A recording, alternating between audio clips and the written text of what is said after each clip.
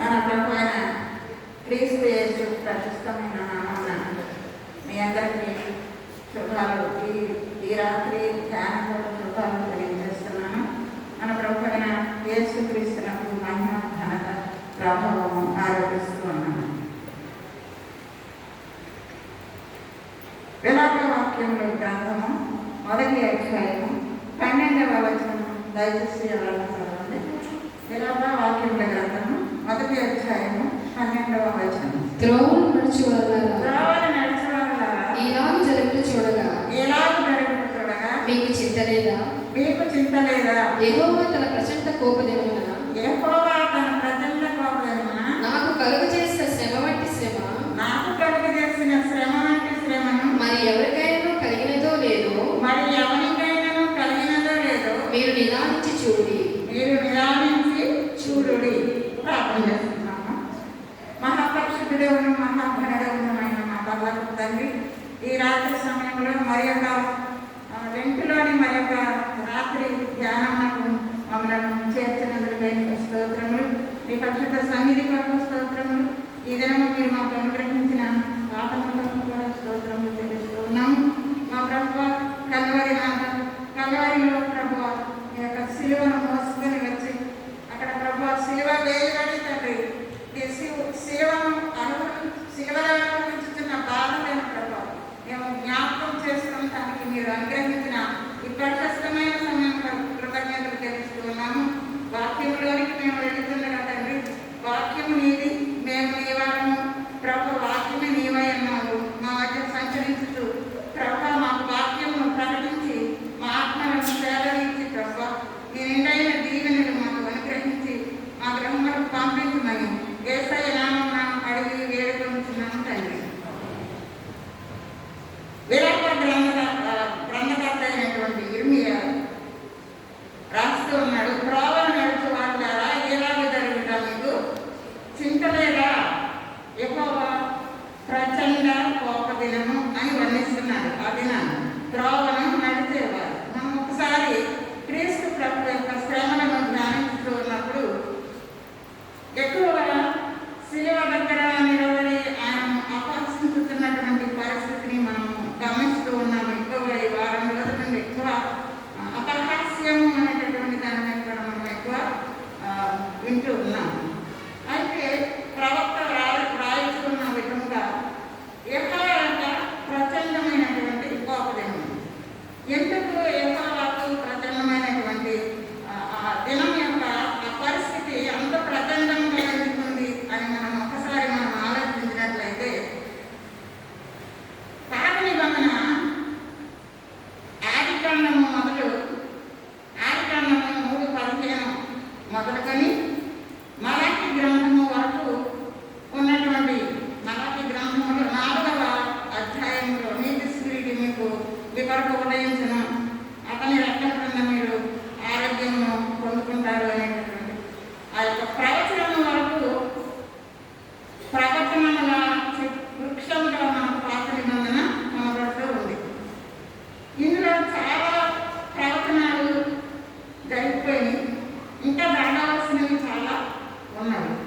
అయితే క్రొత్త నిబంధన దగ్గరికి వచ్చేటప్పటికి ఈ మలాకి గ్రంథానికి మత్తయి సువార్తకు మధ్యలో ఒక వైట్ పేపర్ ఉంది. ఆ వైట్ పేపర్ విలువ 400 సంవత్సరములు. 400 సంవత్సరముల కాలం ఏమంటారంటే నిశ్శబ్ద సంవత్సరములు.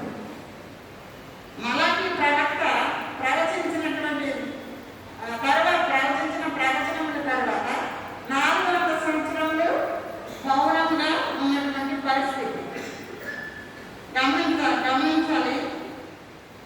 మత్తయి సువార్త 1వ అధ్యాయం 21వ వచనంలో ఒక ప్రవచనం ఉంది. ఆమె ఒక కుమారుని కనును, తన ప్రజలను వారి పాపముల నుండి ఆయనకు యేసు అని పేరు పెట్టుదమని. తర్వాత ఇంకొక ప్రవచనం ఉంది. ఒక కన్యక గర్భవతి కుమారుని కనును, ఆయనకు ఇమ్మానుయేలును పేరు పెట్టుదురు.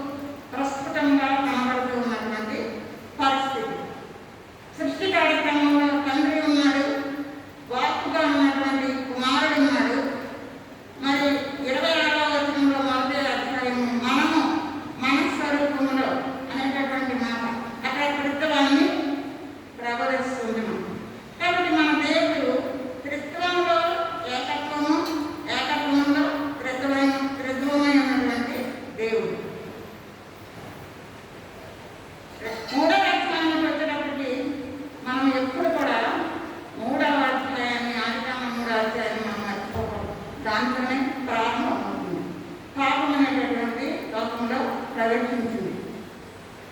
ఏ విధంగా ప్రవేశించింది అంటే ప్రధాన పాపి అయినటువంటి శోధకుడు ఆ యొక్క ఏదైనా వనంలో ప్రవేశించాడు. పాపి వాడే పాపి, పాపులు అని పిలువబడుతున్న వారందరూ కూడా ఆ పాపిని అనుసరించి జీవించేటటువంటి వారు. చెడు పనులు చేస్తూ అతన్ని అనుసరించి అతనికి బిడ్డలుగా ఉన్నటువంటి వారు. యేసు ప్రభు యోహాను సువార్త 8వ వచనంలో అంటాడు, అబద్ధమునకు జనకుడు, వాడు అబద్ధానికి జనకుడు, వాడిని అనుసరించే వాళ్ళందరూ కూడా వాడి సంతానము అని యేసు ప్రభు గట్టిగా నొక్కి వక్కానిస్తూ ఉన్నాడు. కనుక పాపులు అనగానే మనము వాడి బిడ్డలను జ్ఞాపకం చేసుకోవాల్సిన వారుగా ఉన్నాం. మొదటి కీర్తనలో దావీదు మహారాజు చక్కని మాటలు 3 మాటలు అక్కడ పొందుపరిచాడు. దుష్టుల ఆలోచన చొప్పున నడవక, పాపుల మార్గమున నిలవక, అపహాసకులు గుర్తించడు కూర్చుండక అని చెప్పాడు. దుష్టుడు అనగా అపవాది, పాపులు పాపం చేసేటటువంటి వారికి నాయకత్వం వహించిన వాడు పాపి, వాడే పాపి, అపహాసకుడు కూడా వాడే. ఈ 3 లక్షణాలు ఎవరిలో ఉంటాయో వాళ్ళ దుష్టుని యొక్క సంతానం అని పరిశుద్ధ గ్రంథం నొక్కి అక్కాడిస్తూ ఉన్నది. తిమోతికి రాసిన మొదటి పత్రిక 1వ అధ్యాయం 15వ వచనంలో క్రీస్తు యేసు పాపులను రక్షించుటకు ఈ లోకమునకు వచ్చెను అన్న వాక్యము నమ్మదగినది, పూర్ణ అంగీకారమునకు యోగ్యమై ఉన్నది అని అక్కడ పరిశుద్ధుడైనటువంటి పౌలులు తిమోతికి రాస్తూ మాట్లాడుతూ ఉన్నారు. పాపులను రక్షించడానికి వాడు అందరినీ పాపులుగా చేశాడు. ఏదైనా మనలో సత్వ రూపంలో వచ్చాడు. లోపలికి వెళ్ళడానికి వాడికి అవకాశం లేక భూజంతువులలో యుక్తి కలిగినటువంటి సత్వములు ప్రవేశించాడు. సత్వముకు ఇదివరకు 4 కాళ్ళని ఏదైనా మనలో సృష్టిలో అది చేయబడినప్పుడు 4 కాళ్ళ జంతువులు.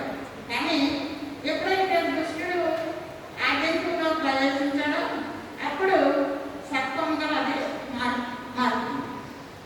అంటే 3:15లో ఏమో చెప్తున్నాడంటే, నీకును స్త్రీకి వైరము కలగజేస్తాను, అది నిన్ను తల మీద కొట్టును, నీవు దానిని నడుమ మీద కొట్టెదవు.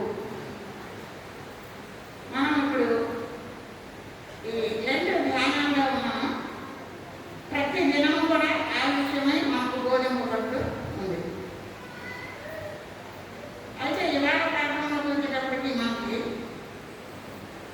డైరెక్ట్గా కలవరి కొండ, ఆ కలవరి కొండ మీద ప్రభువును సిలువ వేయడం మనకి కనిపిస్తూ ఉంది. ఇంకా జడ్జిమెంట్ అంతా అయిపోయింది. 6 రకాలైనటువంటి జడ్జిమెంట్ ఆయనకి ఇచ్చారు. జడ్జిమెంట్ పూర్తయిపోయింది, శిక్ష ఖరారైంది. అది ఏ విధమైన శిక్ష అంటే సిలువ మరణం. ఆయన ఏమి న్యాయం చేయలేదు. ఒక మాట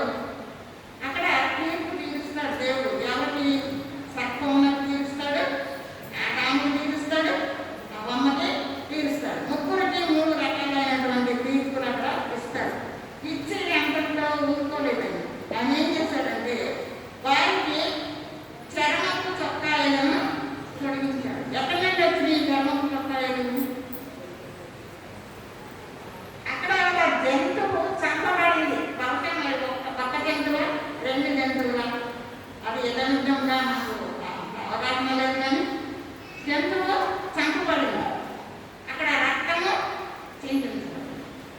రక్తము చిందించబడకుండా కాకున్నట్టు పరిహారము లేదు. కాబట్టి దేవుడే రక్తమును చిందించాడు.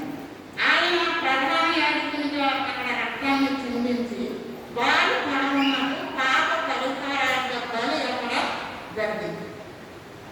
ఆ తర్వాత వారి యొక్క దిశమలకు, అంటే ఎప్పుడైతే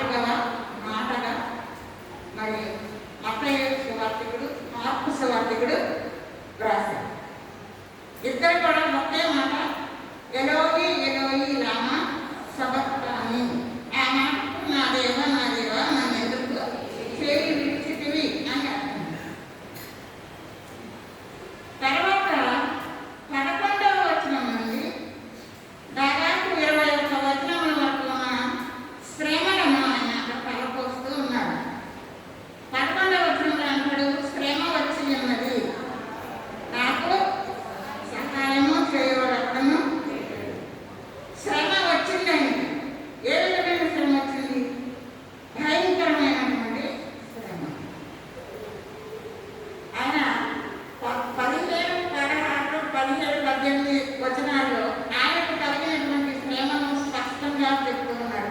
15వ వచనం చదవమన్నా.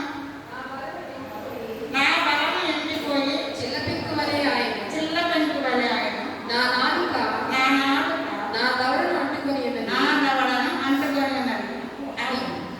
నా బలము ఎండిపోయి చిల్ల పెంకు వలె. ఎందుకు తన బలం అంతా అక్కడ పోయింది అంటే శారీరకంగా ఉండవలసినటువంటి నీరు అంతా కూడా శరీరం నుండి పోయింది. 3 వంతుల నీరు శరీరంలో ఉండాలి సైన్స్ ప్రకారం. మిగతాది రక్తము పోయింది, నీరు కూడా పోయింది. పైన ఎండ తీక్షణంగా ఉంది, దాహం అవుతున్నాను, నాలుక పెడతకట్టుకుపోతుంది. అందుకని ఆయన ఏమంటున్నాడంటే నా బలము ఎండిపోయింది, చిల్ల పెంకు వలె అయిపోయింది. ఇది తెలుసా తెలీదో? చిల్ల పెంకు నాకు తెలుసు. కుండలో అప్పట్లో కుండలు ఎక్కువగా ఉపయోగించేవాళ్ళు వంట పాత్రలు కూడా. ఆ పెంకులు కుండ పగిలితే ఆ పెంకులు ఇంకొక పెంకులు మేము చక్కగా అన్నంగా చేసుకొని తొక్కుడు వెళ్ళాలి ఆడుకునేవాడు చిన్నప్పుడు. దాంట్లో ఏముండదు, ఇలా విసిరేస్తే తేలిపోయినట్టు ఉండదు, అడిగిపోయాడు. ఆ విధమైనటువంటి పరిస్థితి ఏ సైకి కలిగింది అని అక్కడ చెప్తూ చిల్ల పెంకుతో పోల్చాడు ఆయన బలాన్ని. నా నాలుక నా దవడను అంటుకున్నది. 69వ కీర్తన కూడా చేదును వారు నాకు ఆహారంగా ఇచ్చారు అని చెప్తున్నారు. అది ప్రవచనం. ఆ ప్రవచనం ఎక్కడ ఉంది అని అంటే యోహాను సువార్త 19వ అధ్యాయంలో ఆ ప్రవచనం నెరవేరింది. ఏంటది? లేఖనములు నెరవేరినట్లు యేసు నేను దప్పికొనుచున్నాను అని మాట్లాడుతూ ఉన్నాడు. 16వ వచనం చదవము ఒకసారి. 16వ వచనం 22-16. కుక్కలు నన్ను చుట్టుకొని ఉన్నవి, దుర్మార్గులు గుంపు కూడి నన్ను ఆవరించి ఉన్నారు, వారు నా చేతులను నా పాదములను.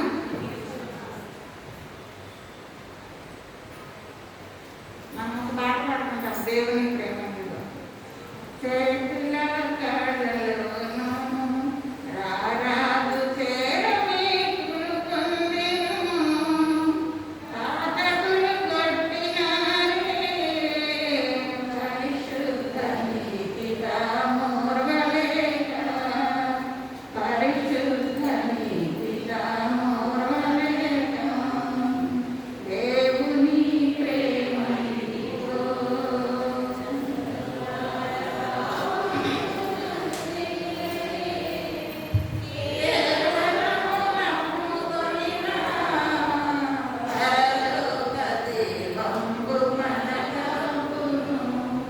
కేవలం మనం నమ్ముకుంటే పరలోక రాజ్యాన్ని మనకైనా ఇస్తారు.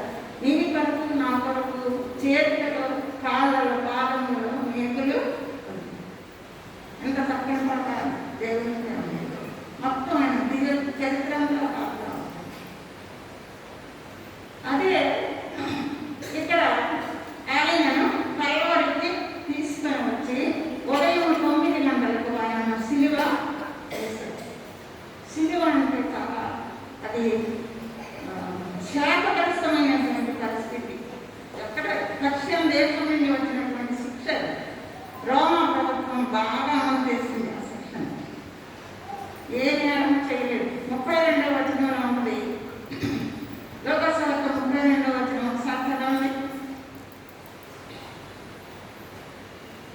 లోకసభ 23వ అధ్యాయం 32వ వచనం. మరి ఇద్దరు ఆయనతో కూడా చంపబడుటకు తేబడిరి. వారు నేరము చేసిన వారు రాజకీయ నేరము చేశారు. రాజకీయ నేరం చేస్తే ఏ గవర్నమెంట్ అయినా చంపేస్తుంది. రాజకీయ నేరం అంత కఠినమైన పరిస్థితి. ఇక్కడ ఏమని చెప్తున్నాడంటే వారు ఎందుకు తేబడ్డారు? చంపబడుటకు తేబడ్డారు. చంపబడటము అని అంటే పడిపోవటము అని అర్థం. ఒక మనిషిని పడవేయటము. మన భాషలో పరిభాషలో చెప్పాలంటే సమాధిలో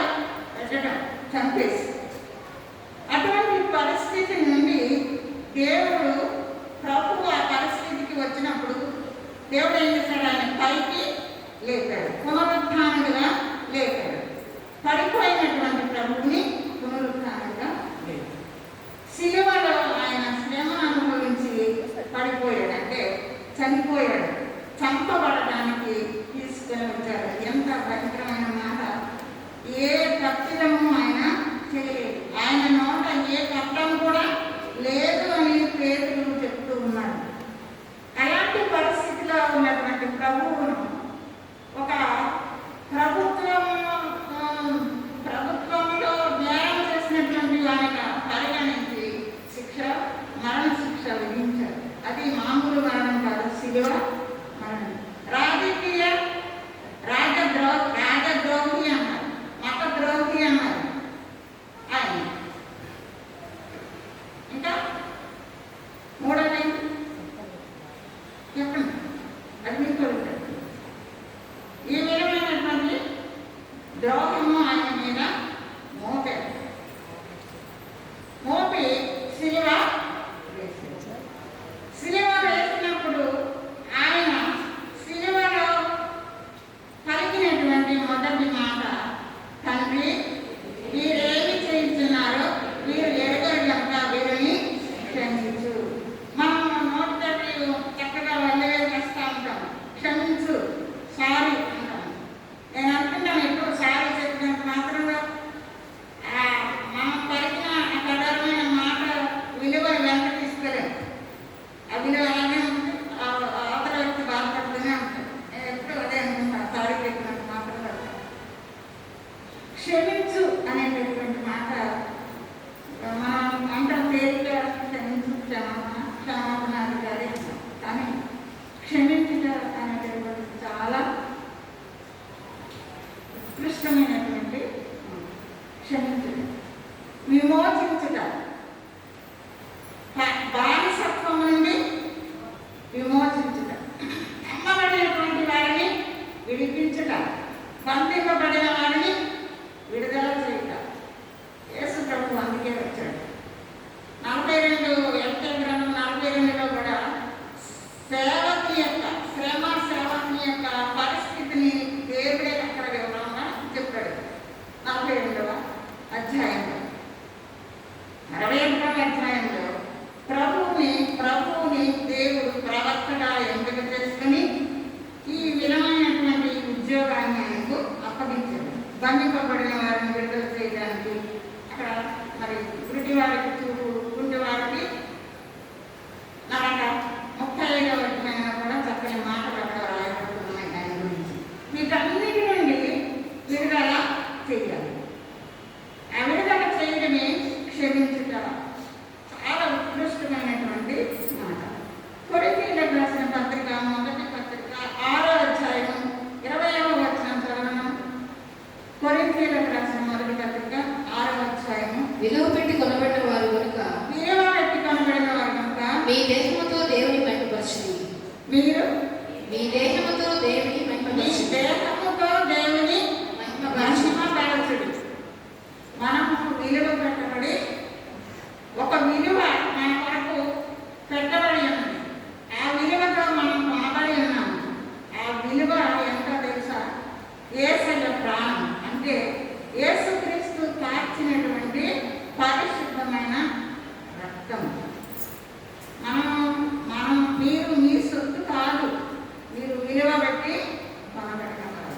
మనము దేవుని సొత్తు కాబట్టి మన దేహంతో మనము ప్రభువుని మహిమపరచాలి. మనల్ని క్షమించడానికి ఆయన తన విలువైన ప్రాణము, అనగా రక్తమును, పరిశుద్ధమును నిష్కలంకమును గొర్రె పిల్ల వంటి రక్తము క్రీస్తు చిందించాడు అని పేరు చెప్తూ ఉంటాడు. గొర్రె పిల్ల యొక్క రక్తము ఇదిగో లోక పాపములు మోసుకొని పోవు దేవుని గొర్రె పిల్ల, ఇదేనా నమ్మకపు రక్తము చిందిస్తూ ఉన్నాడు. ఒకసారి మన హృదయాన్ని కలవరి మరి కొండ వైపునకు, ఆయన వేయబడిన శిలువ వైపునకు మనం ఒక్కసారి మన హృదయాన్ని తిప్పుకున్నాం. ఎందుకంటే శిలువలో ఆయన వివస్త్రుడుగా వేలాడుతూ ఉన్నాడు, వస్త్రహీనుడుగా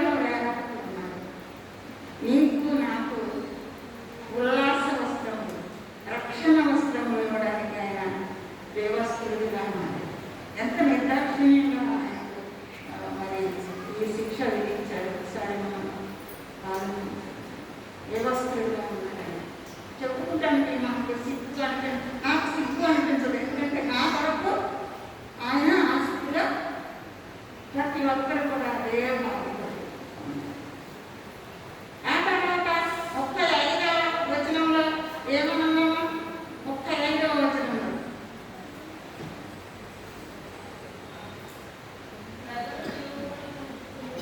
ప్రజలు నిలువబడి చూచుచుండిరి, అధికారులను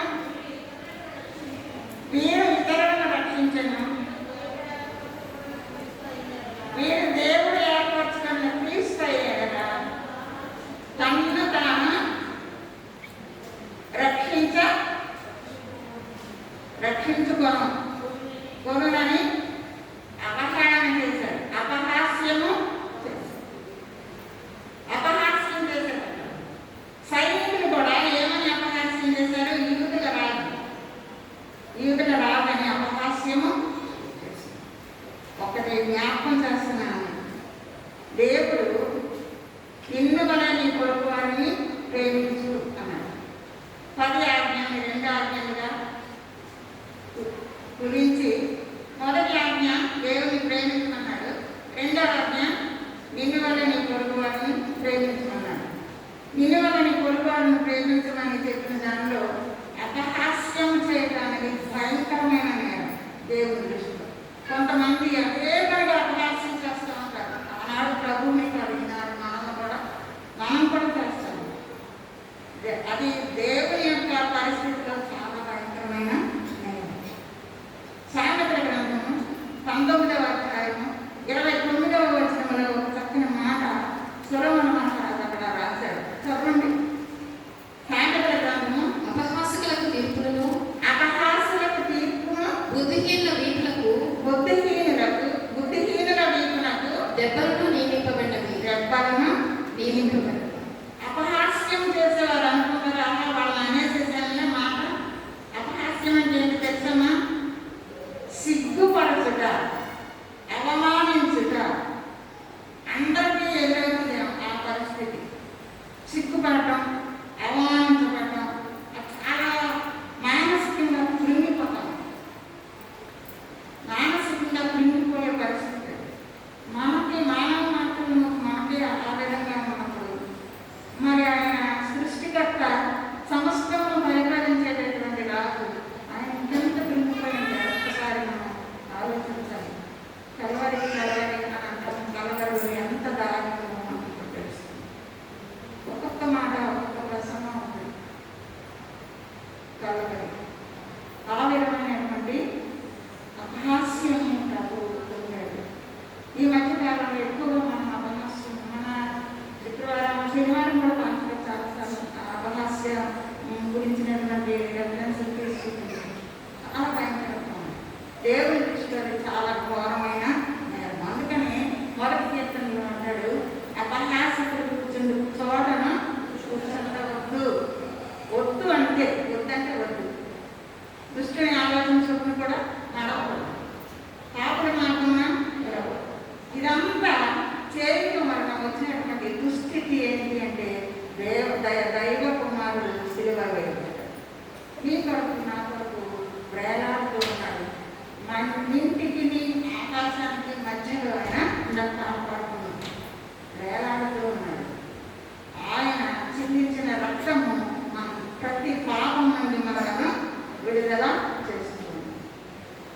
22వ కీర్తనలో ఆయన ఇంకొక మాట అంటాడు. 16వ వచనంలో ప్రేతల భూమిలో నీవు నన్ను పడవేసి ఉన్నావు.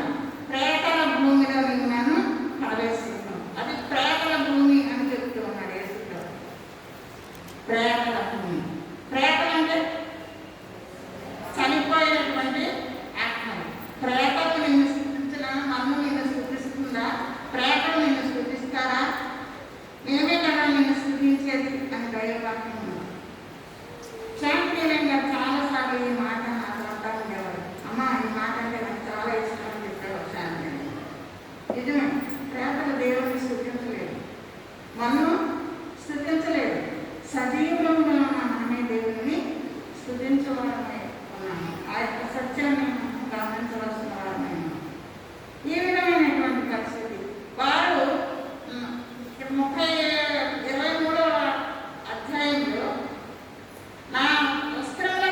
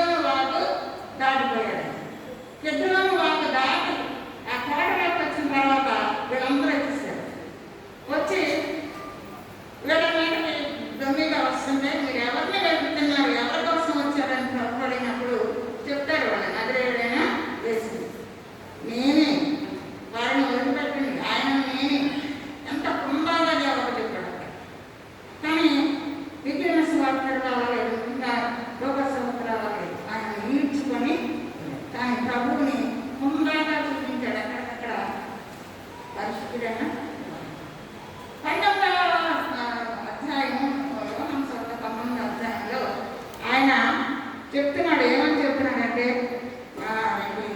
రాజు రాజని 5 రాష్ట్రం రాశాడు, 3 భాషల్లో రాశాడు, రాయించాడు. ఈ రాజు అలా రాయద్దు, మా రాజు ఎవరు లేదు, మా క్యాన్సర్ అక్కడే రాదు, నేను రాజుని చెప్పుకున్నాడు అని రాయించుకున్నాడు. ఆయన ఏమన్నాడు తెలుసా, నేను రాసినదేమో రాశాను అంటే అంటే ఖచ్చితమైన మాట ఆయన అక్కడ చెప్పాడు. రాజు ఈయన రాజులకు రాజు, రానయ్యన్న రాజు. 47వ కీర్తనలో ఆయన గురించి సర్వభూమికి ఆయన మహారాజు, సర్వభూమికి మహారాజు, అన్యులకు మహారాజు. ఈ రాజుకు ఒక రాజ్యం ఉంది. ఆ రాజ్యాన్ని గురించి లోకా సువార్త 23వ అధ్యాయము 43వ వచనంలో ఏమనుందంటే, అంతకుముందు వచ్చిన చదవమ్మా. యేసు నీవు నీ రాజ్యంలోనికి వచ్చినప్పుడు నన్ను జ్ఞాపకము చేస్తాము. ఆయనకు ఒక రాజ్యం ఉంది అని అక్కడ గమనించాడు. దొంగ అప్పుడు దొంగ ఆ రాజ్యంలోకి వెళ్ళాలి అని ఒక నిశ్చయత తీసుకున్నాడు. ఎందుకంటే మొదటి మాట మాట్లాడినప్పుడు అతని హృదయము మార్పు చెందింది, సిలువ చెట్టు ఫలించడం మొదలుపెట్టింది. అంతకుముందే గర్భ రక్షించడం. అప్పుడు ఈ రాజు అనేటటువంటి పరిస్థితి అక్కడ, ఆయనకు ఒక రాజ్యం ఉంది. ఆ రాజ్యం తీసుకొని వస్తాడు. ఆ రాజ్యంలోకి మనం వెళ్ళాలి. మనం కూడా ఒక సదుపులంగా మనము ఉండాలి. అలా ఉండడానికి ఆయన రాజ్యంలో చేర్చడానికి అర్హత మనం సంపాదించాలి. దేవుని రాజ్యము మరి మతస్వత 33లో ఒక మాట ఉన్నది.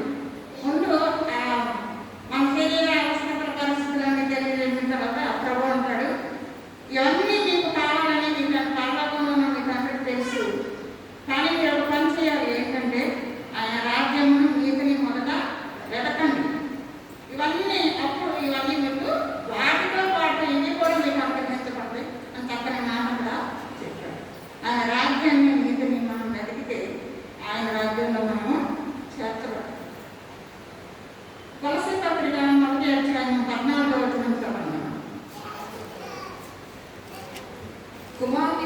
ఆ కుమారుని యందు మనకు విమోచనము అనగా పాప క్షమాపణ కలుగుచున్నది. ఆ కుమారుని యందు పాప క్షమాపణ విమోచనం కలుగుతుంది. 130వ కీర్తనలో దావీదు మహారాజు ఏమంటున్నాడంటే, నీ యొక్క కృప దొరుకుతుంది, యెహోవా యొక్క కృప దొరుకుతుంది, ఆయన యొక్క క్షమాపణ దొరుకుతుంది, ఆయన యొక్క సంపూర్ణ విమోచన దొరుకుతుంది. ఇది మనకు కావాల్సిన అర్హతలు. ఈ అర్హతను మనం సంపాదించుకుంటే దేవుని యొక్క రాజ్యంలోకి మనము వెళ్ళడానికి మనకు అవకాశం ఉంటుంది. ఒకసారి రోమపత్రిక 14వ అధ్యాయం 17వ వచనం ఒకసారి చదవమను.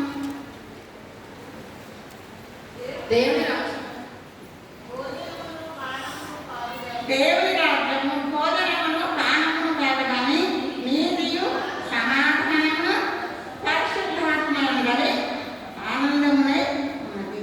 దేవుని రాజ్యము అంటున్నాము మనం. ఆయన దానికి రాజు అంటున్నాము. కానీ ఆయన రాజ్యం గురించి ఏమని చెప్తున్నాడంటే పౌలు గారు, నీతి సమాధానము పరిశుద్ధాత్మయందలి కృత్రిమము అయిన దేవుడు. ఆ మాట కృత్రిమమైన దేవునికి సంబంధించినటువంటి మాట. రాజు ఆయన రాజ్యంలోకి మనము వెళ్ళాలి. వెంటనే అక్కడ నేనే ఎప్పుడో నేను రాజ్యం తీసుకొస్తుంటాను. ఇప్పుడే నాతో పాటు నేను పరదేశకు వెళ్తున్నాను, నువ్వు కూడా నాతో పాటు పరదేశంలోనికి వస్తాను. లోకా సువార్త ఈ 23వ అధ్యాయంలో 3 మాటలు యేసు ప్రభు పలికిన మాటలు పొందుపరిచారు. ఇవి 2 కాక క్రిందకు వస్తే 46వ వచనంలో కూడా ఏమనుకుంటే, తండ్రి నా ఆత్మను నీ చేతికి అప్పగిస్తున్నాను. తండ్రికి ఆత్మను అప్పగించిన 3 మాటలు ఈ లోకా సువార్త బృందం సువార్తలో పొందుపరిచాడు. అలాగే 22వ కీర్తనలో కూడా మరి చాలా ఆయన సిలువ పెట్టినటువంటి ప్రతి పరిస్థితిని అక్కడ వివరించాడు. వృషభాలు అన్నాడు, భాషాను దేశ బలమైన వృషభాలు అన్నాడు. ఆ బలమైన మేక దిగి బలిసిపోయి ఆయన మీద ఏర్పడేటటువంటి మనస్తత్వం కలిగినటువంటి మనుషులు. చీల్చుతూ గట్టించుతూ తోడేడు ఉన్నారండి, సింహాలు ఉన్నారు, కుక్కలు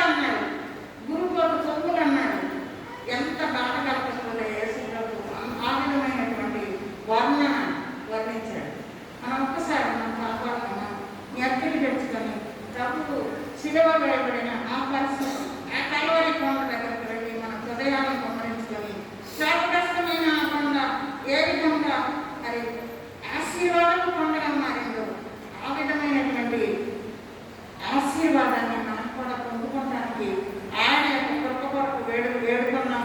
ఆయన క్షమాపణ అడుగుదాం. ఎందుకంటే ఆయనకి సంపూర్ణ విమోచన ఇవ్వగలిగినటువంటి గొప్ప దేవుడు. మరి ఈ పరిస్థితి మనము గమనించుకొని ఆయన రాజ్యంలో సభికులుగా ఉండాలంటే ఈ లక్షణాలన్నీ మనం పొందుపరుచుకుంటూ ప్రభువు అయిన యేసుక్రీస్తుని రాజుగా మన హృదయానికి అధినేతగా మనం ఆహ్వానించుకొని ఆయన రాజ్యంలో సభికులుగా 1000 ఏళ్ల పరిపాలనలో మనం కూడా ఉండగలిగినట్టుగా పరిశుద్ధాత్మ దేవుడు తన కృప మనందరికీ మెండుగా అనుగ్రహించుకుందాక చిన్న ప్రార్థన చేస్తుంది. మహాపరిశుద్ధుడము, మహాభుడు, మా ప్రియుడు అయినటువంటి మా ప్రియభర్తకు తండ్రి, రాత్రి సమయంలో ఈ పరిశుద్ధమైన వాక్యము మన మధ్యాహ్నం ప్రకటించినందుకు స్తోత్రము చెల్లిస్తూ ఉన్నాము. నాయన ప్రభావాలను మీరు జ్ఞాపకం చేస్తున్నారు. నా తండ్రి మమ్మల్ని ఈ కృపతో నింపుతున్నారు. మా పాపం ప్రతి పాపము, మా ప్రతి రుణము ప్రభావ నీవు మేకులతో శిలువ కొట్టివేసి ప్రభు మాకు సమాధానము అనుగ్రహించుతూ ఉన్నాము. తండ్రి నీకు వందనాలు. ఈ రాత్రిలో ప్రభు శిలోధ్యానం చూడటము యొక్క దీవెనను మా పైన నిండుగా ప్రోక్షించి ప్రభా మా జీవిత కాలమంతా ప్రభా నిన్ను వెంబడించే వారంగా నీ రాజ్యంలో చేరి ఆయన మేము నిన్ను స్తుతించే వారంగా ఉండటానికి కృప దయచేయమని యేసయ్య పరిశుద్ధమైన నామమున అడిగి వేడుకొంటున్నాను తండ్రి. ఆమేన్. అది అవకాశం